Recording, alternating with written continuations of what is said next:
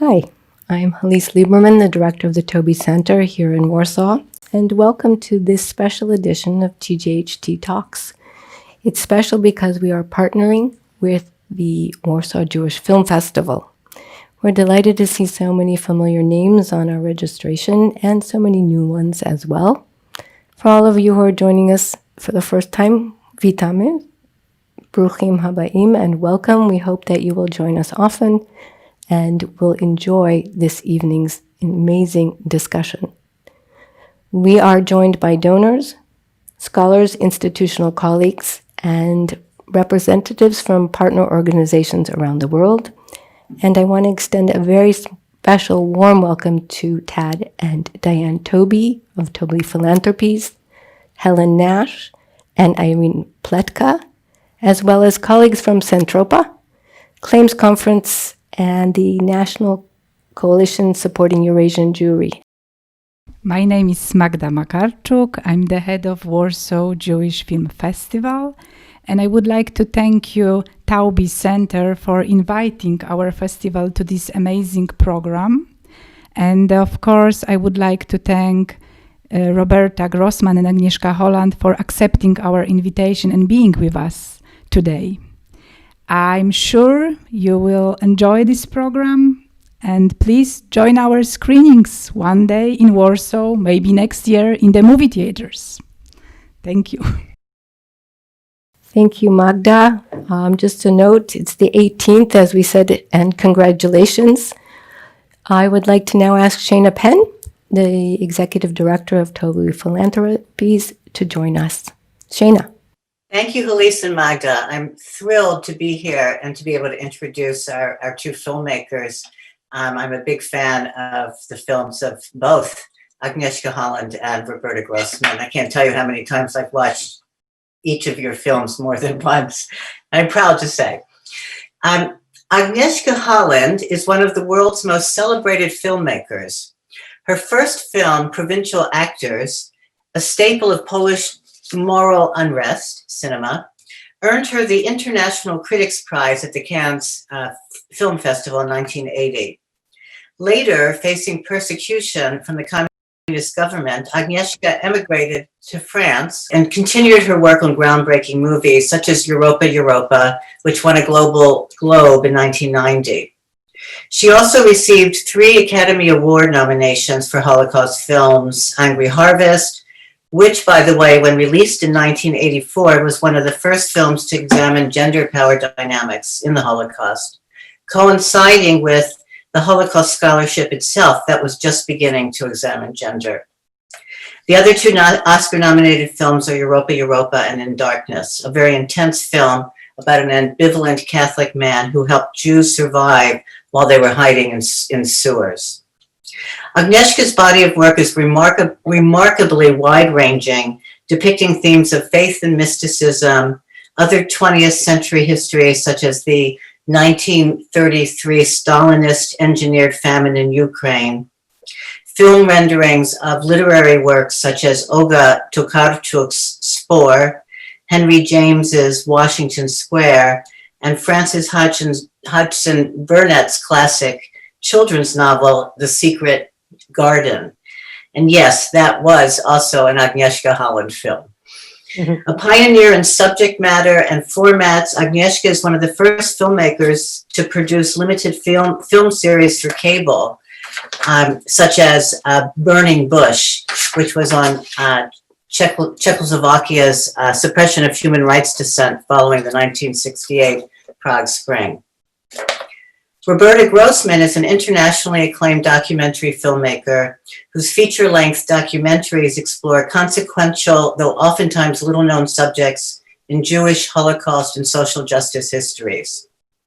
Roberta's credits include Blessed is the Match, The Life and Death of Hannah Senesh, Havana Gila, the movie, Above and Beyond, and Seeing All Red.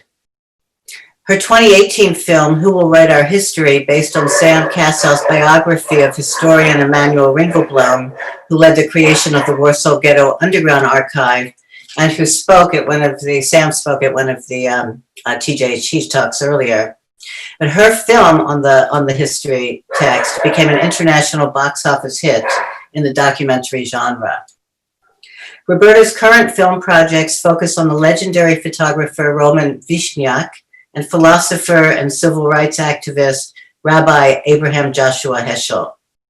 Roberta's recently received the Taube Philanthropy's Jewish Peoplehood Award for her contributions to global Jewish culture. Welcome, Agnieszka and Roberta. Thank you very much.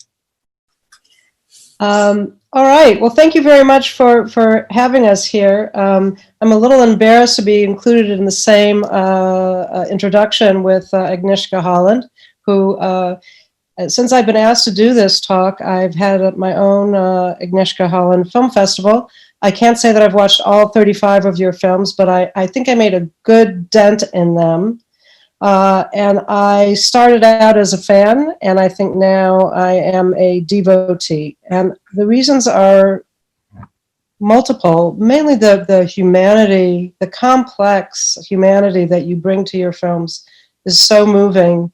I love the fact that you don't have villains and heroes, but real people struggling to exist in real times. And I'm so amazed by your light touch with actors, your very sure touch with the camera, and your mastery of storytelling, and the fact that you are able to bring these complex historical stories to the screen in a cinematic way, putting the history in the background and the people in the foreground, which makes you such a master filmmaker. And I'm very honored to have the opportunity to talk with you. And the qualification that I think I bring to the conversation is, while I was making my last documentary, Who Will Write Her History, everybody on the film crew, I shot in Poland, all the women were named Agnieszka. And it took me about 3 months to learn how to say the name. And I'm so glad that now I have the opportunity to say, hi, Agnieszka, and I hope I'm saying it correctly. In 2013, now I'm done with my preamble. In 2013, when you were doing speeches and press for your series, Burning Bush, that Shana mentioned, about Jan Pollock and his self-sacrifice, his questionable self-sacrifice that led ultimately to some kind of revolution, I guess, in the Czech Republic. You said in a speech in Washington, D.C., you said you were most interested in the modern times, namely in the 19th century and what you refer to as the perversely captivating 20th century. And you say, according to a popular Chinese saying, may you live in interesting times. You refer to it as a saying, I refer to it as a curse, to live in interesting times. And I'm wondering what in your personal background and your life experience, the interesting times that you have lived in, have kept you coming back in your films to the Holocaust and communist era? Thank you, Roberta. I'm really honored talking to you, and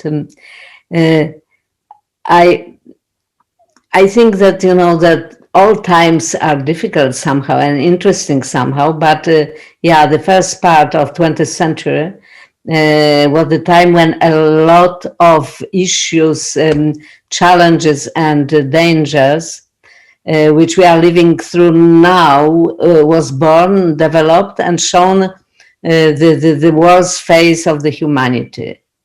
It was the Holocaust, of course, but it was also communism translated to the Stalinian practice. It was Second World War. It was the long oppression in communist countries.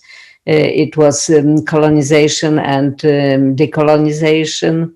It was the birth of the modern vision of gender, of the role of women, of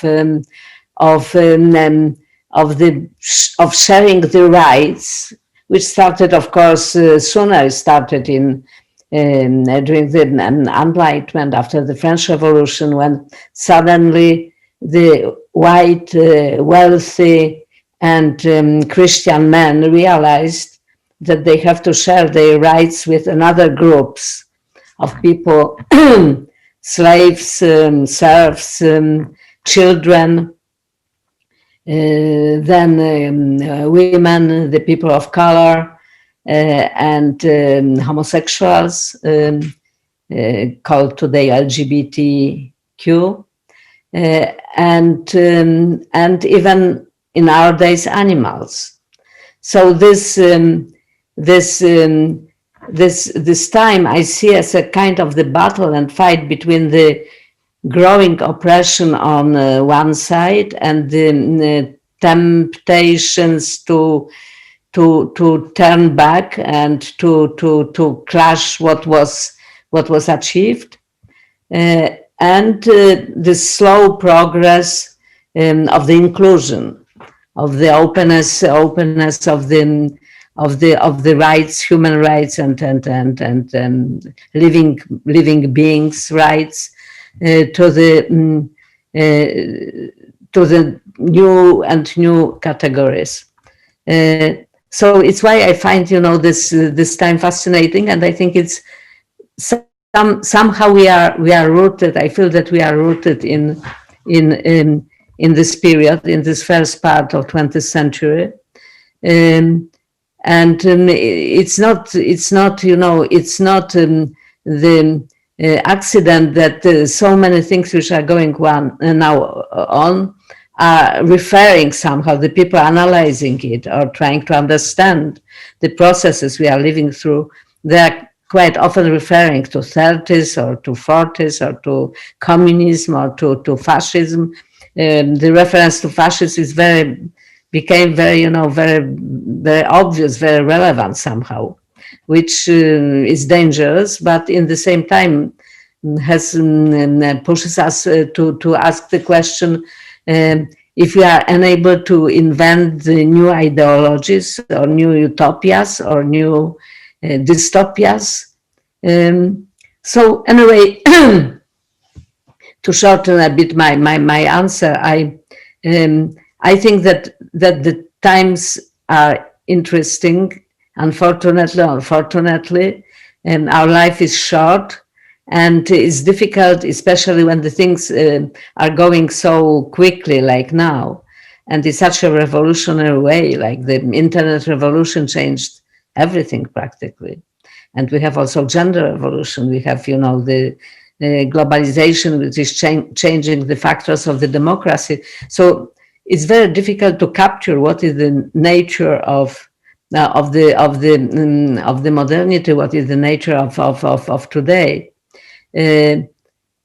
and looking back a bit with some kind of distance helps us to understand where we are. I think, because I think personally that the past is not dead, that the past didn't end, that the past is included in our present.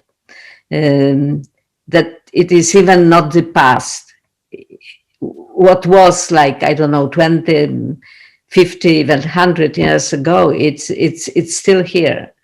And we have actualized it constantly. We have constantly to find the way to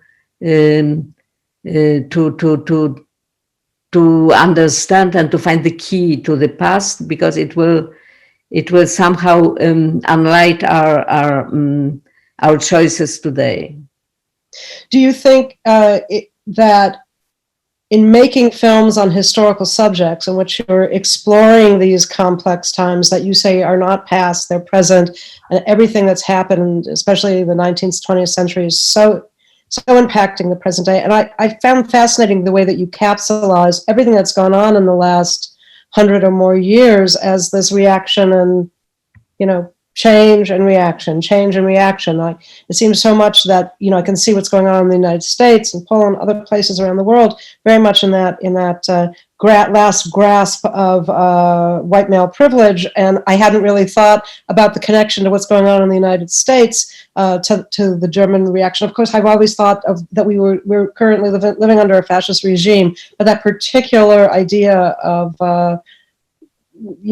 gender politics and colonial politics as being played out in exactly the way you put it is quite fascinating. And so it makes a film. I wanted to talk to you, even though it's a 1990 film, about Europa, because it seems to me that everything that you just spoke about is expressed in that film. And I think the thing that draws me to history, and especially extreme periods of history, is the sadness and the confusion about how the individual can react to history, right? I mean, Solly, your character, your young character protagonist in Europa, he who's somebody he's a leaf in the river, right? He's this fragile, beautiful, leaf that's being blown from place to place. And to me, that seems a lot of what life is like, right? Especially as we started talking about in interesting times. So how does his life experience, and of course it was based on a true story, how does his life experience, in a hilarious, really unexpectedly funny way, exemplify these currents that you were just referring to, these historical currents and the major historical currents of the 20th century? And is that why you chose to tell that story? Or why did you choose to tell that complex story through the life of that one boy? Well, for the reasons you just said. I was thinking that it was like three very important ideologies or waves of the new currents in the first part of the 20th century. It was communism, it was fascism, then Nazism as some form of fascism, and it was Zionism. It means those three things have been like parallel and then fighting, and then trying to create like the new utopia, the new paradise. In the case of communism, it was as an idea something very inclusive and very very noble. There's a kind of the new Christianity somehow, that the people are equal, that you will be not Greek or Jew, that we have the rights, to the justice, to the protection, to the equality, and so on. It appeared to be at least partly very wrong.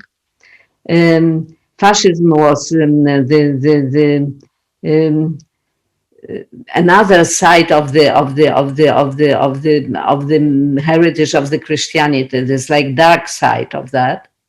With the nationalism as a main tool, and then racism in case of Nazism as a very important and very powerful tool.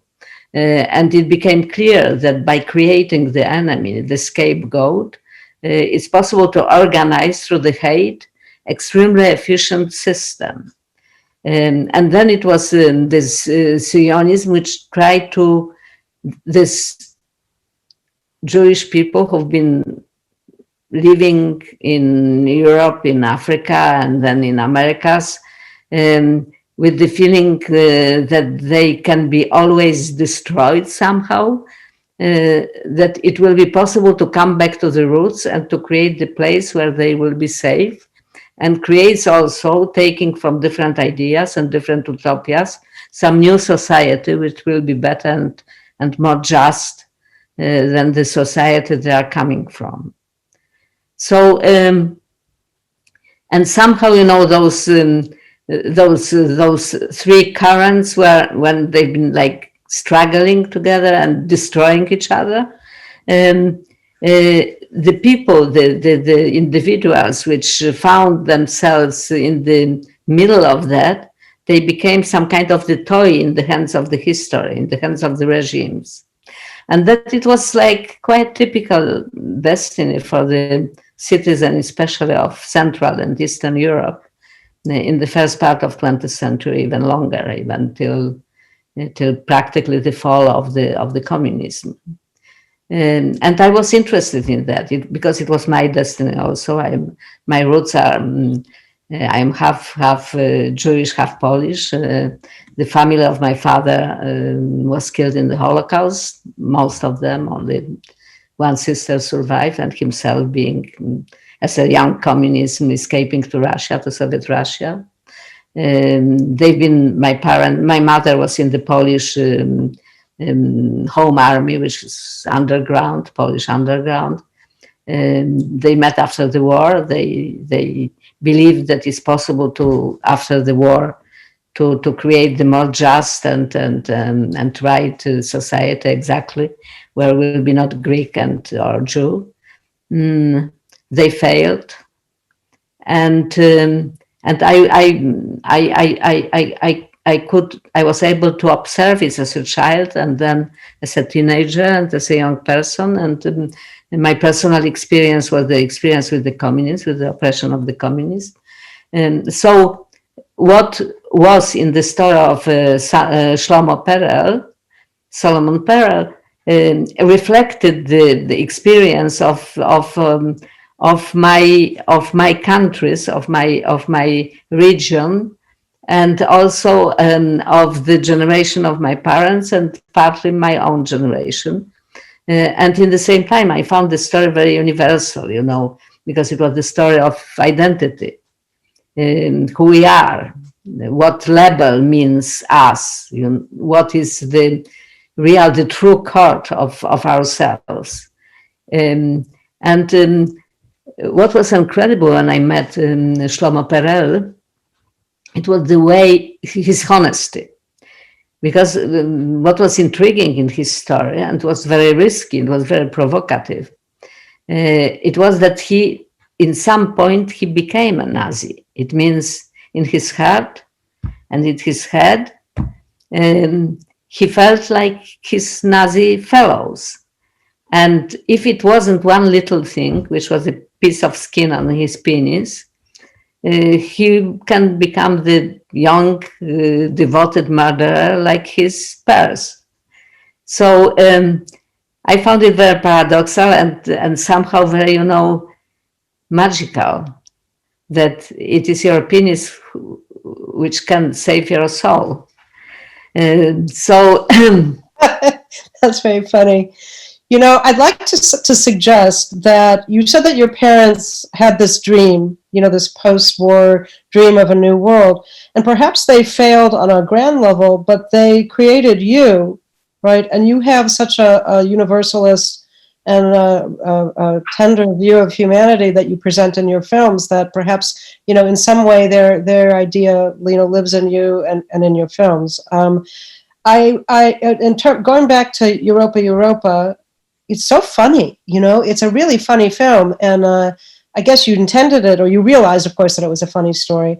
But there are two scenes that I'd like to just mention to you and see if you would talk about the second one. The one scene is that the young Sally is in his, living with the Hitler Youth, and he's practicing his Heil Hitler salute in front of the mirror, and he breaks into this little Hollywood dance that's so delightful. That's one scene that made me think of Jojo Rabbit, and I wondered, you probably recognized your own work as a precursor to that, which, by the way, I love Jojo Rabbit.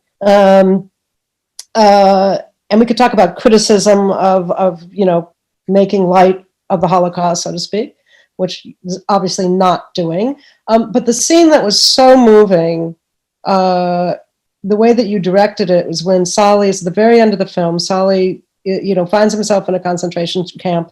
He's in his Nazi uniform. He's about to be killed by a liberated prisoner, and he and his long-lost brother reunite.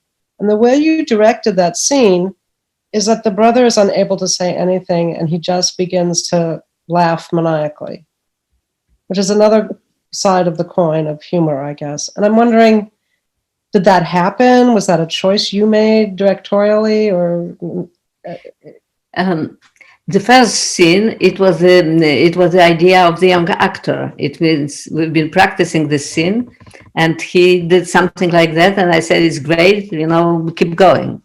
So, when I'm directing, I like when, the ideas are coming from the people, and I consider my role as a director somehow to inspire this kind of the situations and to give enough of space and trust to my collaborators that they will bring me the ideas which are better than I could have myself. The last scene we wanted it to be in this way. It means what I didn't want at all, it's to be sentimental. And I hate sentimentality, especially in connection to Holocaust. It's why some scenes in Jojo Rabbit wasn't for me as good as I would like to, but this actor who plays Sally Brother, and who is, by the way, he's the actor brothers in real life. They are brothers, René and Marco,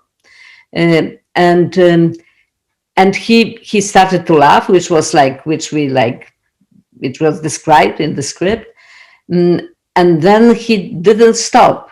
He kept going and kept going and kept going, and I was keeping that. And after I used entire take in the editing, even if it seemed to be like very long.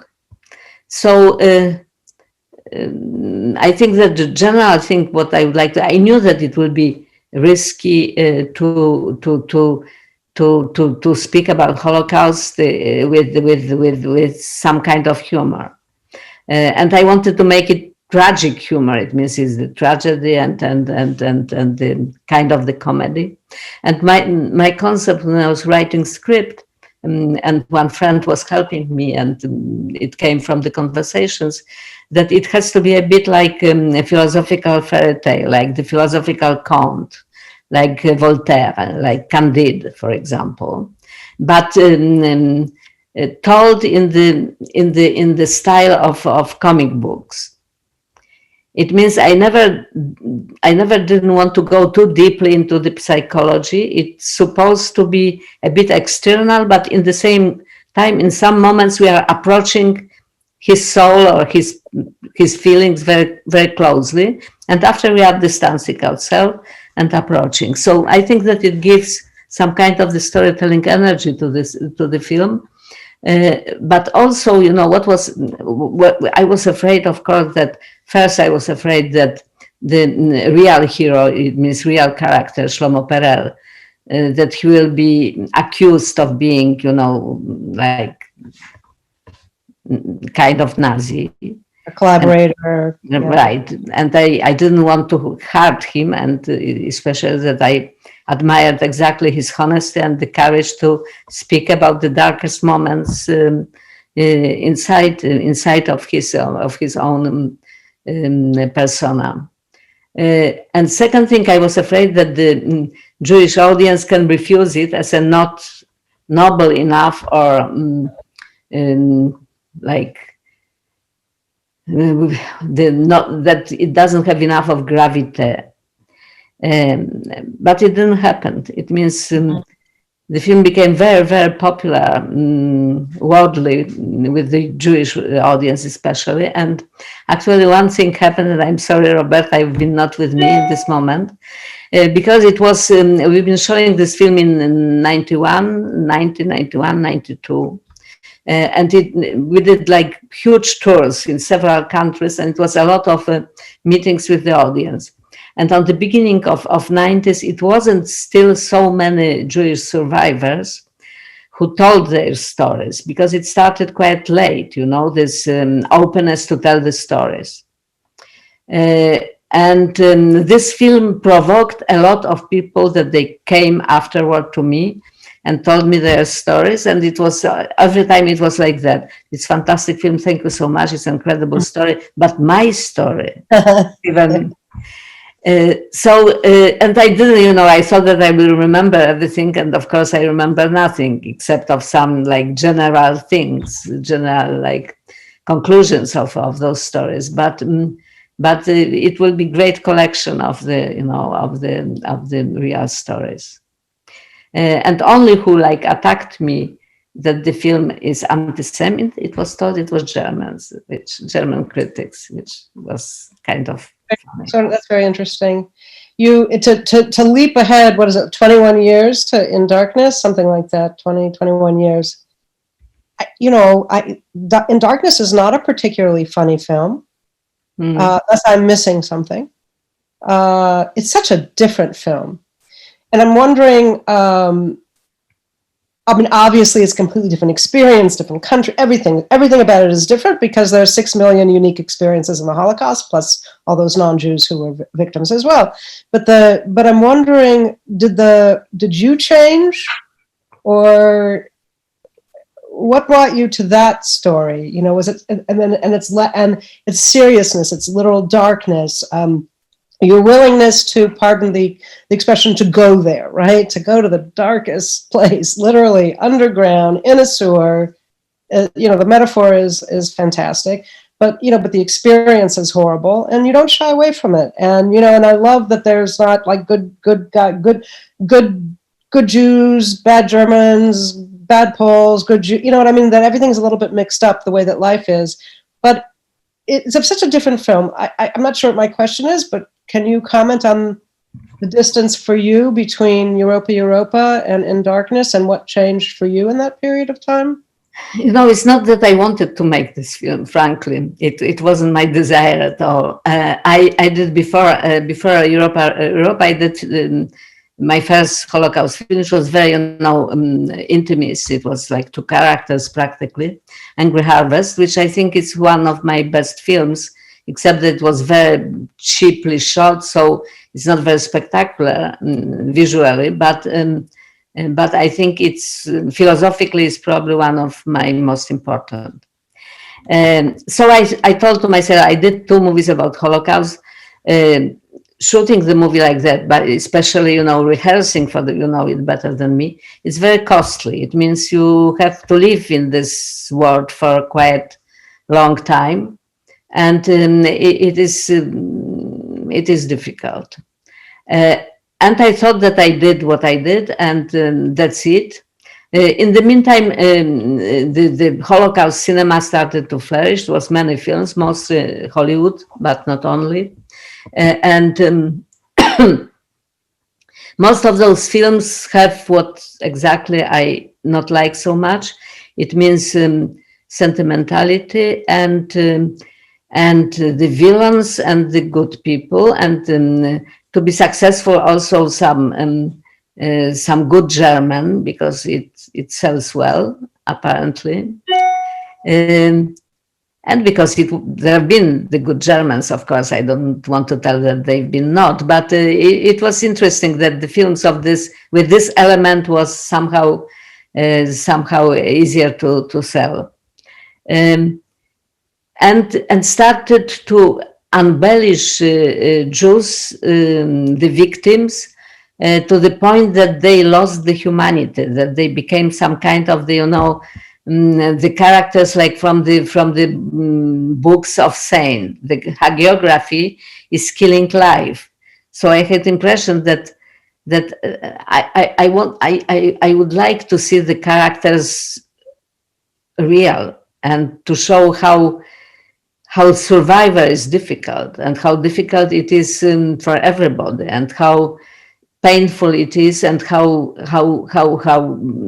violent and brutal the people can be toward each other, and so on and so on. But also I wanted to show the Paul and like ordinary man who is not good, who is not bad, who is not like noble man, who is not the righteous, who is anti-Semite, and who is a petty thief, and who is walking on this line between good and bad, and he can slip on any side, and he learns the humanity in the process of the responsibility first, and then in the process of friendship or love even. So I found the story like that it's not sentimental at all, and it has fake happy end because the Jews survived mostly, but nothing good can come out from this kind of the experience. And the world they came into was not a good world. It was much better than the sewer, of course, but it was full of dangers. And this good man, finally, this savior, paid the price of his life because of that. But as I said, I didn't want to do it. It was the writer who, then the writer and producers who was insisting that I'm only person who can do it. And I never met such a stubborn screenwriter like David is. And he kept sending me new and new versions. And in some point, it started like to live in me. Of course, the fact that it's in darkness, that is most of the scenes are in the dark, it was very challenging for me as a filmmaker. Before, my mentor Andrzej Wajda did Kanal about the fighters of Warsaw uprising escaping from Germans through the sewers of Warsaw, and it was very famous classic of Polish film school in 50s. So I wanted somehow to do something, of the kind also. But I was like really defending myself, and my main condition was I will not do this film in English. And of course, it was like budgeted for English-speaking films. They was talking to some actors, was too attractive roles, and so. But I said, no, it will be not true. And I have some problems personally with Holocaust films in English. And like if translating into English, make it more bearable somehow. And then I was sure that they will never agree to do it in the real languages of the story, and they did. So I didn't have the choice then. And it's not only Polish. I used all languages of the place, because Lviv today and Lwow in this time, it was very multicultural and multilinguistic. It was Ukrainian, Polish, German, Russians, Jews speaking Yiddish, Jews speaking German, Jews speaking Polish, High Polish, and something like Lwow Cockney, which Socha, main character, is talking, called Bałak, which practically disappeared because you don't have like a large Polish community in Lwow anymore. So it for Polish audience, it was fantastic, this truthfulness of the languages, and it made the film very popular in Poland. Not only that, but this film, to our surprise, because we didn't expect it, was one of my most popular films in Poland. It did more than 1.5 million viewers. Wow, you just never know what's going to happen, I guess, with a film. It sounds like maybe you feel that you have lived long enough in the sewer of the Holocaust emotionally, as a filmmaker and as a storyteller.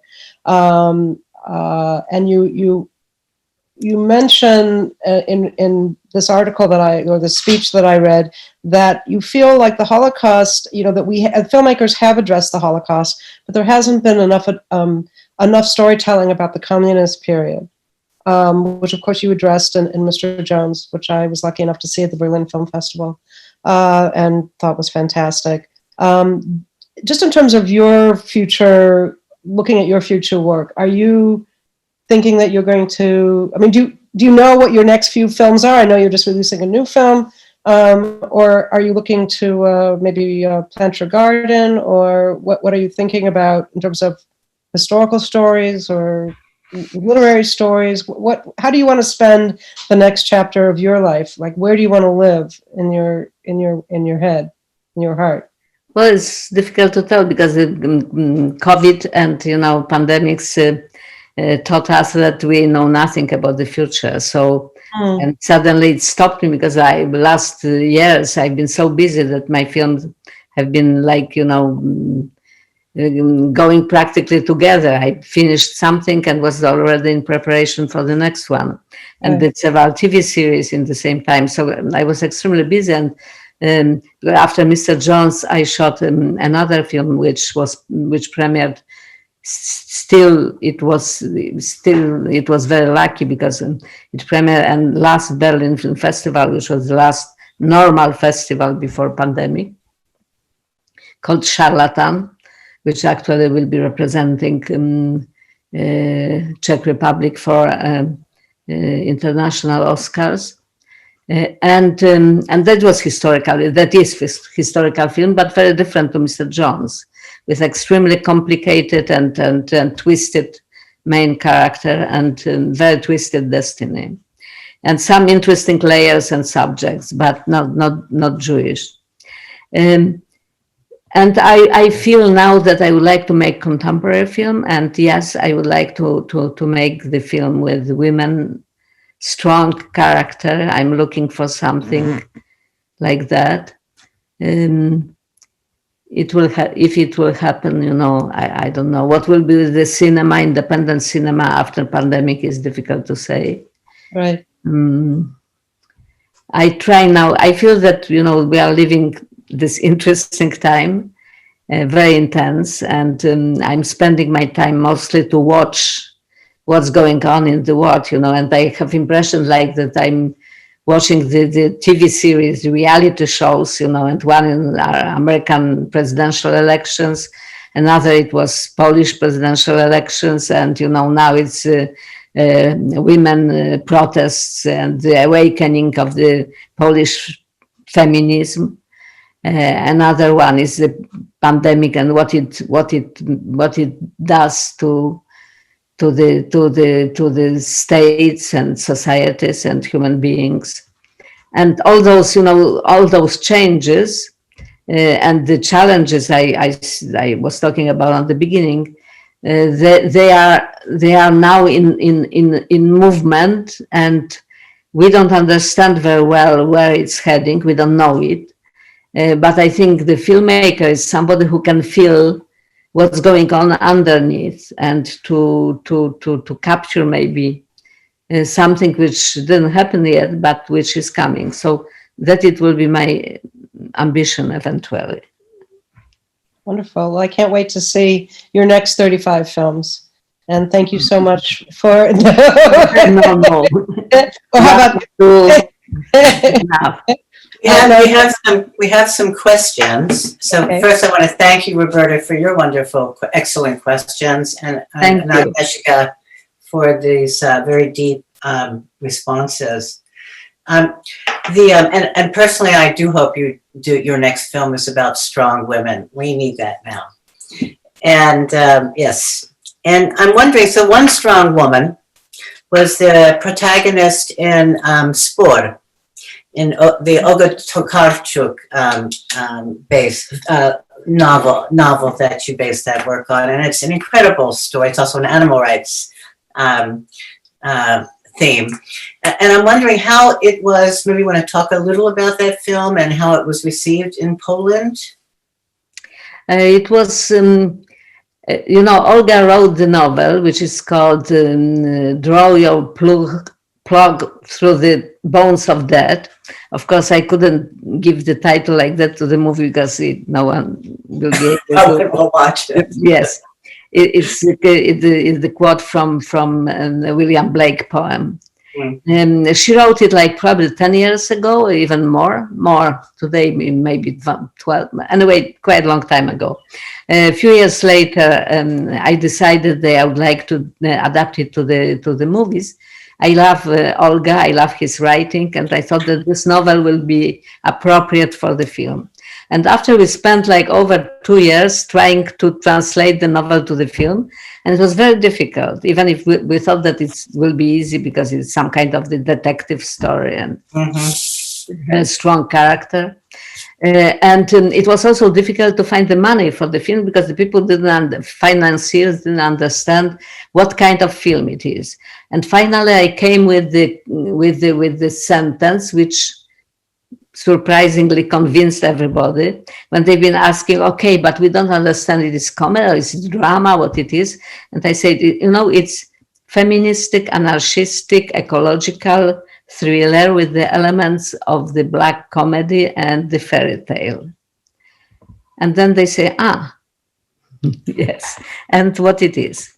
It is, I love that the main character is a woman of my age, that she's very strong, very opinionated, and at the same time, very, very tender, with the real heart for weaker, the animals in the first place, but also for the people who are different, who are broken, who are afraid of life, and she's taking care of them, and she's fighting for justice, and she's also fighting against local hunters, who are also the important person in the hierarchy of the political and social patriarchal power. And when we finished the film, when we presented the film for the first time, and it was a long process, as I say, the situation in Poland changed. The peace, the right-wing nationalistic party, which is running Poland since, came to power, and suddenly our film became completely political. And the main character, the villains, the hunters, stepped out from the screen and became the ministers in Poland. And so the reception of the film was very political, of course, which was good and bad.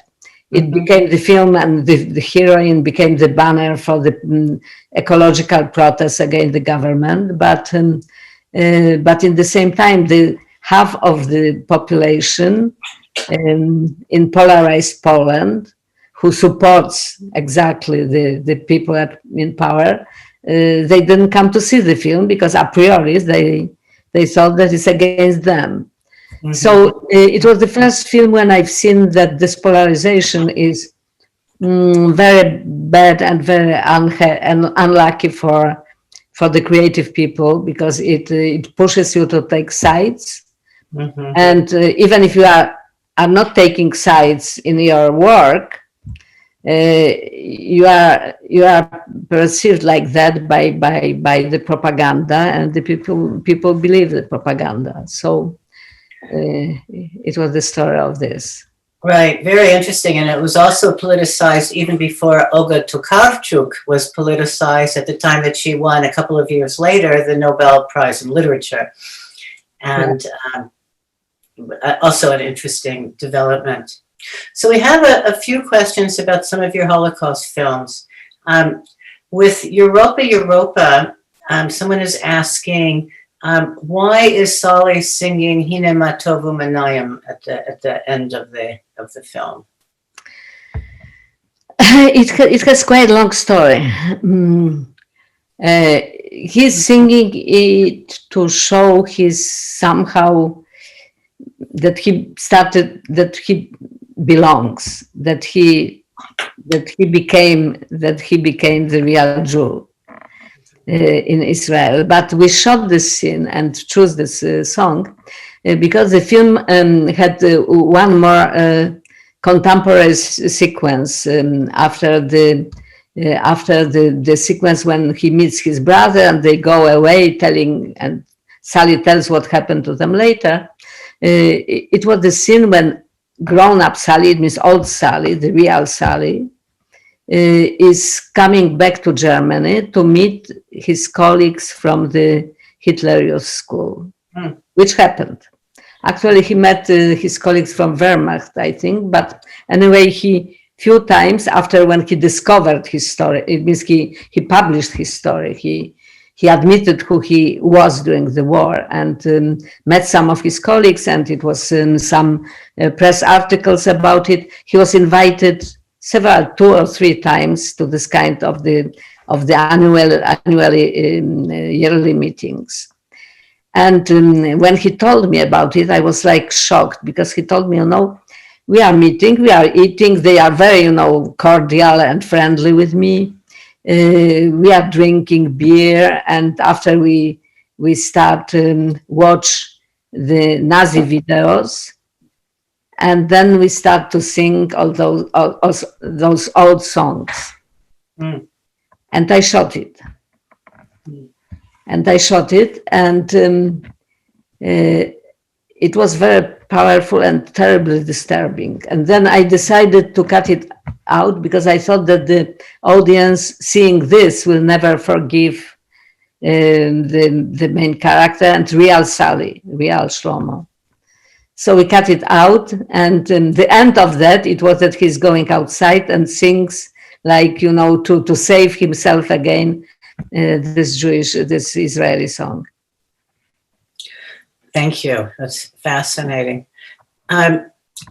What Anthony Polonsky, the British historian of Polish Jewish history, yes, sends his regards, and he wants to know, how would you treat in film what is happening in Poland today? Is your answer strong women? Yeah, my answer is strong women. Yeah. My answer is to make something even more provocative. The Spur was very provocative already. If Roberta, if you haven't seen this one, and unfortunately it wasn't distributed in the States. I wanted to see it. It's not available. It's not available, to stream anywhere. We have to do something about that. Yeah, because it's very provocative film actually, and very feminist. And the women today, in Poland, what was shocking to everybody, and then they understood, yeah, it's right, that the main slogan of this protest is "fuck off," and and it's even written in the big letters, and they are like carrying it.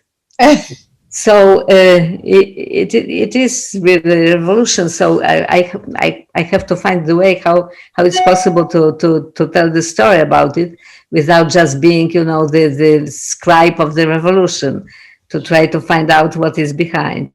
Yeah. So we have a question from Rabbi Michael Paley in Budapest.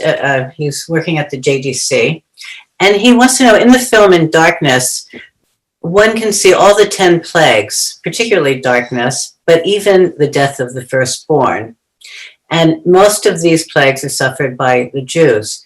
Did you have this in mind when you were doing the film? And how did the result of biblical liberation play into it, if that's the case? Yeah, somehow I think I partly was talking about it, that this experience, that what is a bit wrong with Holocaust future films, that the 95% of them have the happy ending, and we know that only probably like few percent of the Jews survived. It means it's very it's not true. We are showing the stories which have some kind of the hope inside. And I think that the real truth about Holocaust is that it wasn't the meaning of that, it wasn't the hope, that it wasn't a kind of lesson, that it was senseless, totally cruel and inhuman. And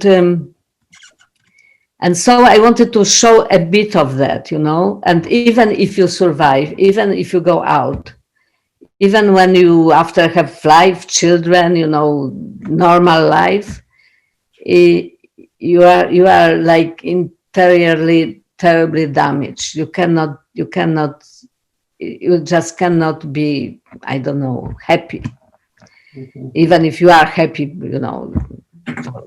And after the psychological science is analyzing this phenomenon of first and then second and even third, and I think now even fourth generation of the survivors. And it shows that the sequels and the traces are very deep. And it was very interesting when I was doing the film about Ukrainian Holodomor. I spoke to the historians who are now examining the fifth and the sixth generation of the people who survived the famine.